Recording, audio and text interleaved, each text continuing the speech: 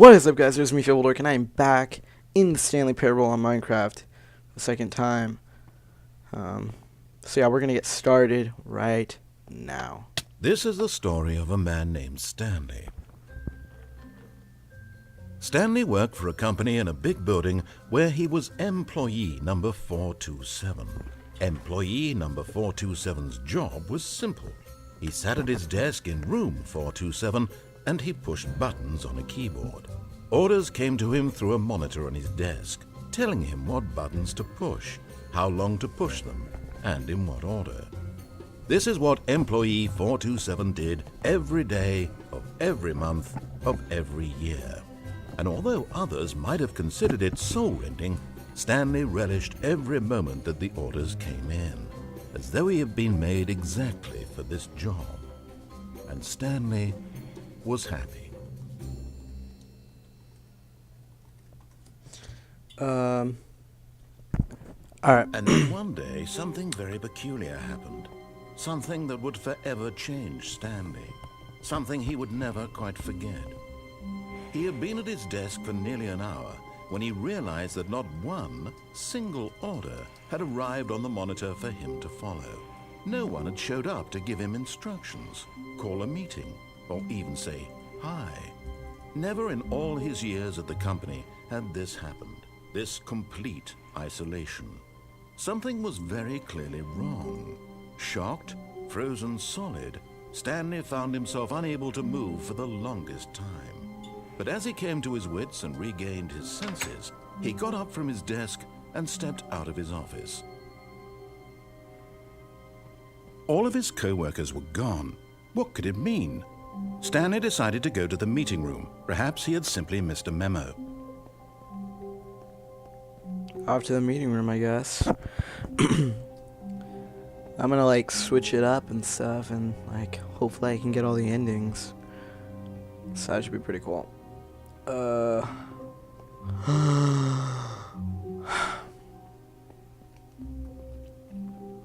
When Stanley came to a set of 2 open doors, he entered the door on his left.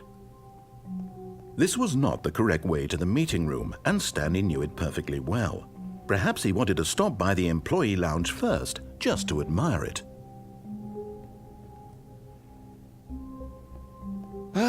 Yes, truly a room worth admiring. It had really been worth the detour after all, just to spend a few moments here in this immaculate, beautifully constructed room. But eager to get back to business, Stanley took the first open door on his left. Yes, really worth it being here in the room. A room so utterly captivating that even though all your co-workers have mysteriously vanished, here you sit looking at these chairs and some paintings. Really worth it. Stanley was so bad at following directions, it's incredible he wasn't fired years ago. At this point, I think Stanley's obsession with this room bordered on creepy and reflected poorly on his overall personality. I realize that investing your trust in someone else can be difficult, but the fact is that the story has been about nothing but you all this time. There's someone you've been neglecting, Stanley. Someone you've forgotten about. Stanley sat around waiting for more dialogue. Stop trying to make every decision by yourself. When a long time had passed and there was no more, he decided that the game was trying to send him a message. I don't know what the fuck they just said. I'm just gonna hold shift the whole time through, because I didn't hear a word they said.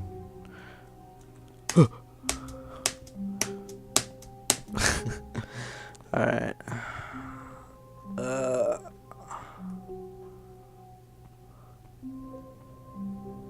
That's scary.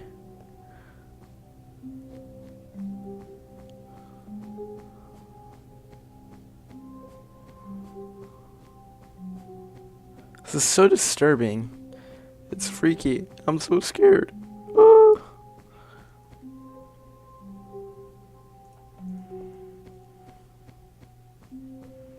It's a huevo. Sounds like I said eggs in Spanish. It's a huevos. Oh, look at that. Ah. That's her, Stanley. Oh my God. You need to be the one to do this, to reach out to her. If you can truly place your... Oh, Stanley, is that you?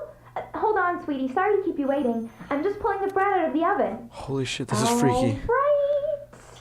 Okay, there we go. All right, now, I want you to come in and tell me all about your day. What the fuck? Oh my god, this is fucking scary as shit. Come on. Did you actually think you had a loving wife who'd want to commit their life to you? Oh my god, I'm so scared. I'm trying to make a point here, Stanley. I'm trying to get you to see something. This flower is not centered. Let me show you what's really going on here. This is a very sad story about the death of a man named Stanley. What the fuck? Oh my god. This is so freaky.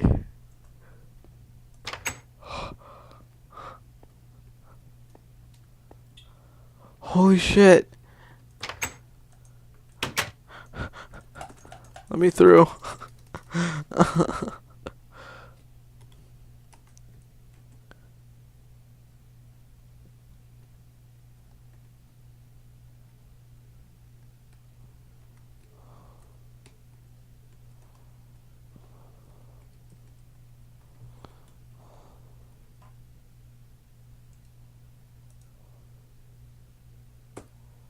What the fuck? It says please press.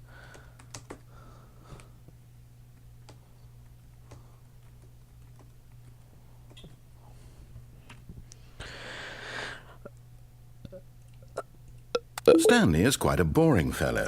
He has a job that demands nothing of him, and every button that he pushes is a reminder of the inconsequential nature of his existence.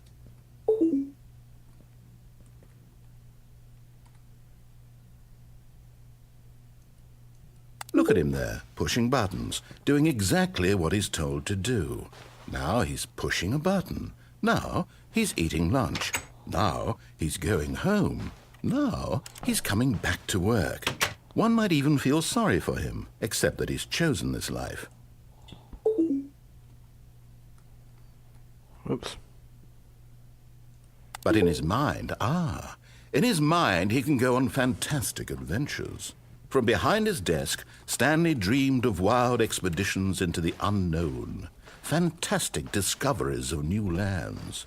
It was wonderful, and each day that he returned to work was a reminder that none of it would ever happen to him.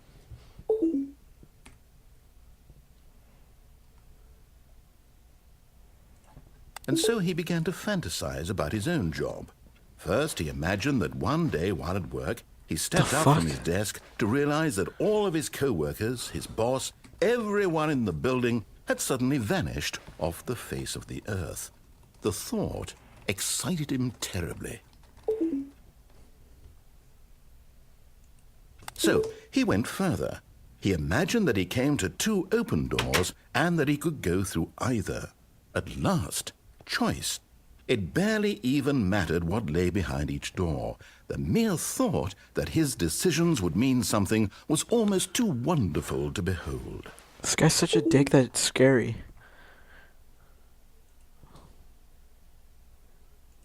As he wandered through this fantasy world, he began to fill it with many possible paths and destinations. Down one path lay an enormous round room with monitors and mind controls. And down another was a yellow line that weaved in many directions. And down another was a game with a baby. And he called it the Stanley Parable. It was such a wonderful fantasy, and so in his head he relived it again, and then again, and again, over and over, wishing beyond hope that it would never end, that he might always feel this free. Surely there's an answer down some new path, mustn't there be? Perhaps if he played just one more time. But there is no answer. How could there possibly be? In reality, all he's doing is pushing the same buttons he always has. Nothing has changed. The longer he spends here, the more invested he gets, the more he forgets which life is the real one. And I'm trying to tell him this, that in this world he can never be anything but an observer, that as long as he remains here, he's slowly killing himself. But he won't listen to me. He won't stop. Here, watch this. Stanley, The next time the screen asks you to push a button, do not do it.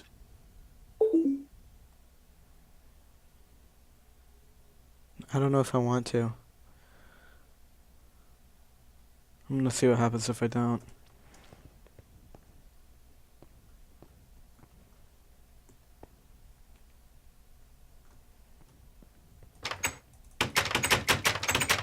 Fuck it.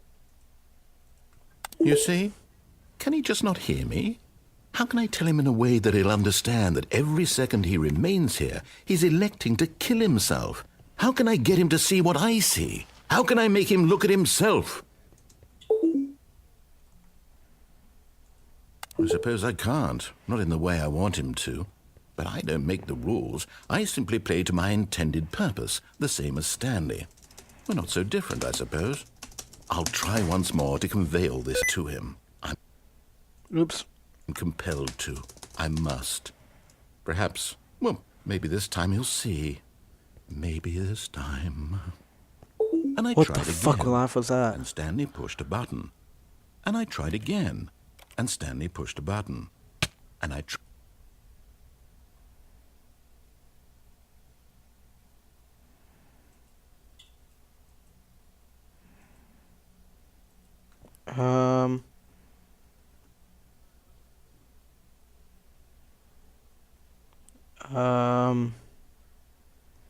Did I make a boo-boo?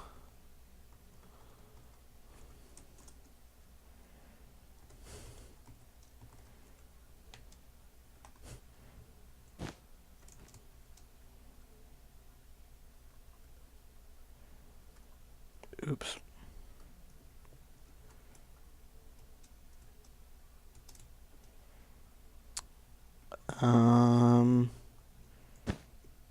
I'm just gonna flick the lever again.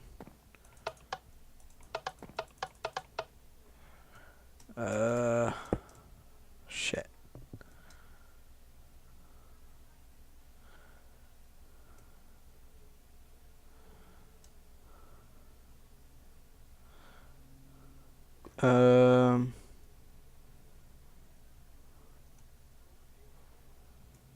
How does this guy learn how to do all this stuff?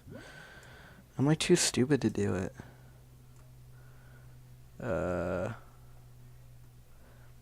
Well, I guess that was another Stanley Parable that was thoroughly screwed up. I think I was supposed to die and not press the button, but I did. So, yeah. You guys can probably see. Well, I guess I'll just do the next one. Since that one was crappy, I'll do like an extra long video doing all this, so give me a second. Let me get a new Stanley Parable.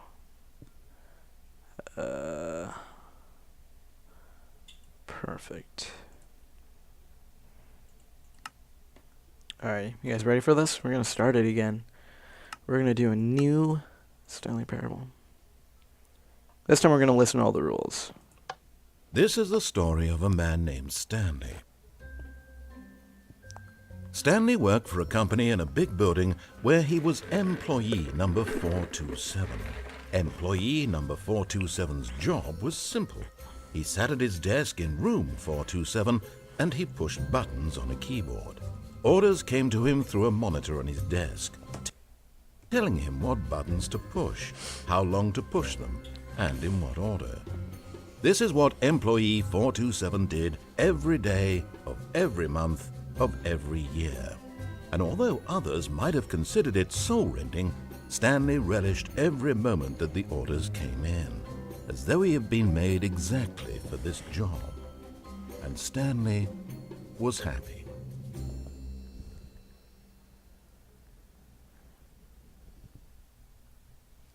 And then one day, something very peculiar happened. Something that would forever change Stanley. Something he would never quite forget. He had been at his desk for nearly an hour when he realized that not one single order had arrived on the monitor for him to follow. No one had showed up to give him instructions, call a meeting, or even say hi.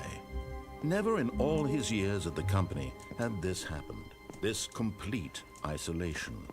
Something was very clearly wrong. Shocked, frozen solid, Stanley found himself unable to move for the longest time. But as he came to his wits and regained his senses, he got up from his desk and stepped out of his office. All of his co-workers were gone. What could it mean? Stanley decided to go to the meeting room. Perhaps he had simply missed a memo.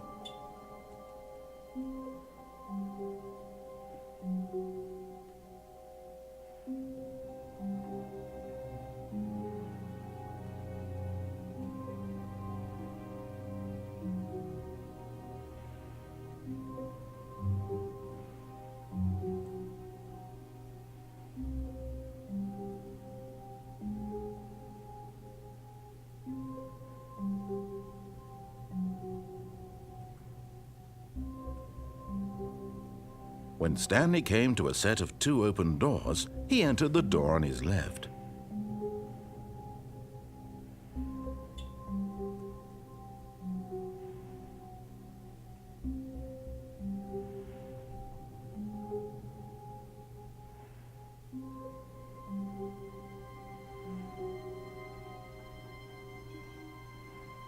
Yet there was not a single person here either. Feeling a wave of disbelief, Stanley decided to go up to his boss's office, hoping he might find an answer there.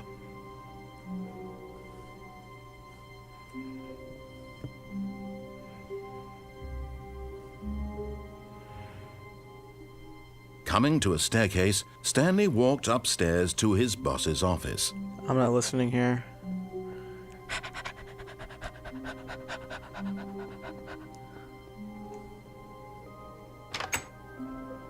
But Stanley just couldn't do it. He considered the possibility of facing his boss, admitting he had left his post during work hours. He might be fired for that. And in such a competitive economy, why had he taken that risk? All because he believed everyone had vanished? His boss would think he was crazy. And then something occurred to Stanley. Maybe, he thought to himself, maybe I am crazy. All of my co-workers blinking mysteriously out of existence in a single moment for no reason at all? None of it made any logical sense. And as Stanley pondered this, he began to make other strange observations. For example, why couldn't he see his feet when he looked down? Why did doors close automatically behind him wherever? Were they simply repeating?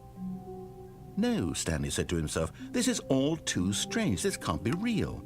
And at last, he came to the conclusion that had been on the tip of his tongue. He just hadn't found the words for it. "I'm dreaming!" he yelled. "This is all a dream." Oh, what a relief Stanley felt to have finally found an answer, an explanation.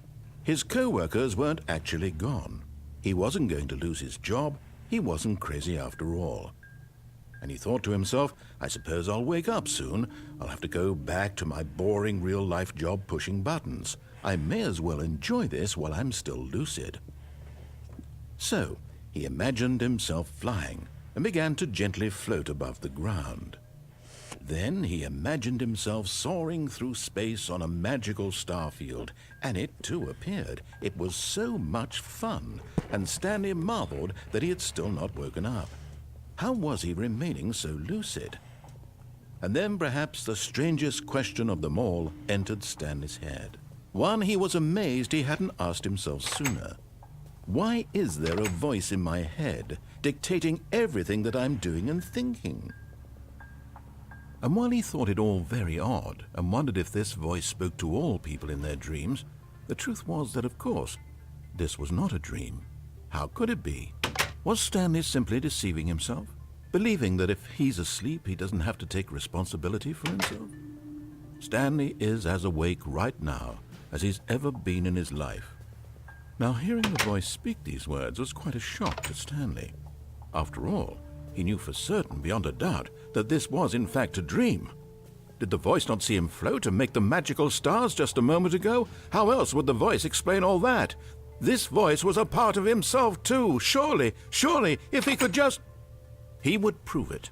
He would prove that he was in control, that this was a dream. So he closed his eyes gently, and he invited himself to wake up. He felt the cool weight of the blanket on his skin, the press of the mattress on his back, the fresh air of a world outside this one. Let me wake up, he thought to himself. I'm through with this dream. I wish it to be over. Let me go back to my job. Let me continue pushing the buttons. Please, it's all I want. I want my apartment, and my wife, and my job. All I want is my life exactly the way it's always been. My life is normal. I am normal. Everything will be fine. I am okay. Stanley began screaming. Please, someone, wake me up. My name is Stanley. I have a boss. I have an office. I am real. Please, just someone tell me I am real. I must be real. I must be. Can anyone hear my voice? Who am I? Who am I? And everything went black.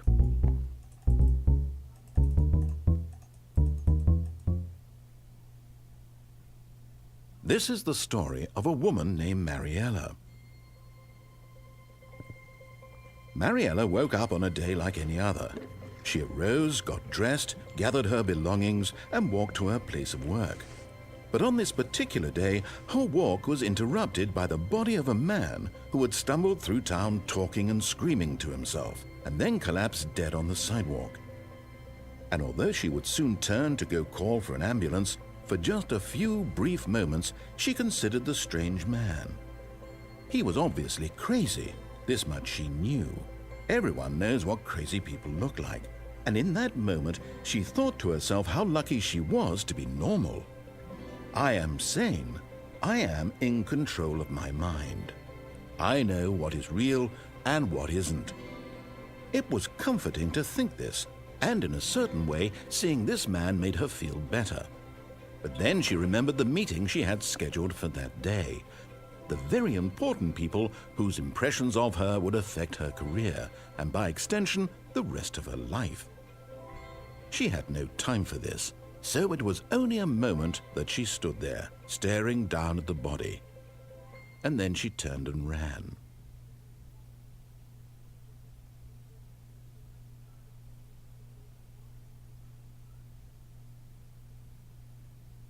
Huh.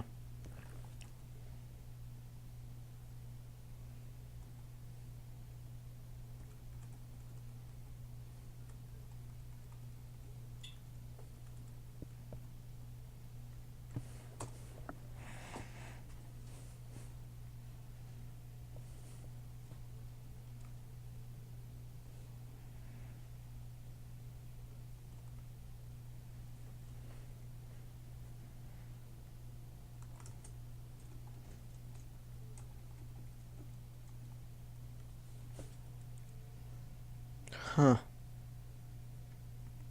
Yeah.